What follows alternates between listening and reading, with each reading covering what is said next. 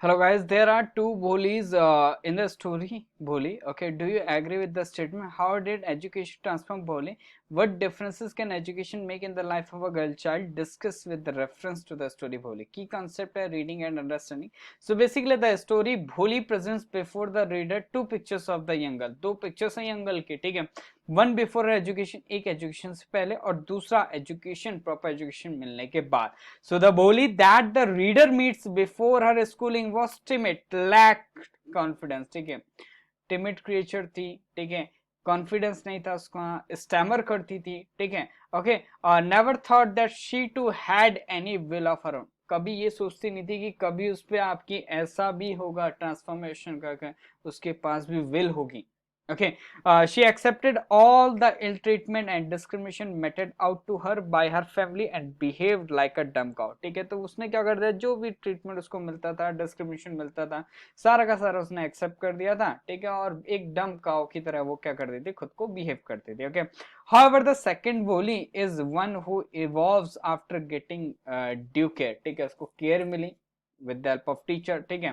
Okay, the Bholi is educated, self asserting and a courageous young girl. तो अब वो एक मैच्योर हो गई थी, एजुकेटेड हो गई थी, ओके, मैच्योर गर्ल हो गई थी, courageous गर्ल हो गई थी, हु कुड एक्सेप्ट चैलेंज, वो एक्सेप्ट कर सकती थी अब चैलेंजेस को, was no longer willing to be treated like a dumb का. अब वो नहीं चाहती थी कि उसको क्या लोग एक डम काउ की तरह क्या करें, ट्रीट करें. ठीक है, चलिए. She could now stand for herself and demand her rightful place. ठीक है, ओके, वो स्टैंड कर सकती थी खुद के लिए, डिमांड कर सकती थी एक जो सही स्थान है उसका, उसके लिए. ठीक है, education had helped Bholi in shedding her diffidence and she had become a bold girl capable of taking independence.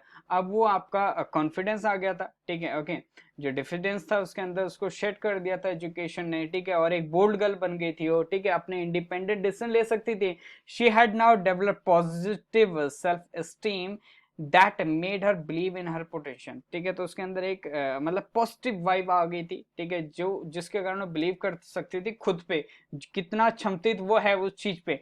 Okay, thus there are two Bholis in the story, one who is compelled by circumstances and the other who faces the challenge boldly. तो एक वो भोली जो circumstances के अंदर अंदर बंद के रह जाती थी, दूसरी वो जो चैलेंजेस को फेस कर सकती थी, okay, bravely. One is a stammering simpleton and the other is Sulekha who can write her own destiny. ठीक है, एक तो simpleton हो गई पुरानी वाली stammering simpleton, अब वाली सुलेखा जो क्या खुद की डेस्टिनी लिख सकती है. ओके, चलिए, so guys I hope you understood the answer. All the best and thank you so much.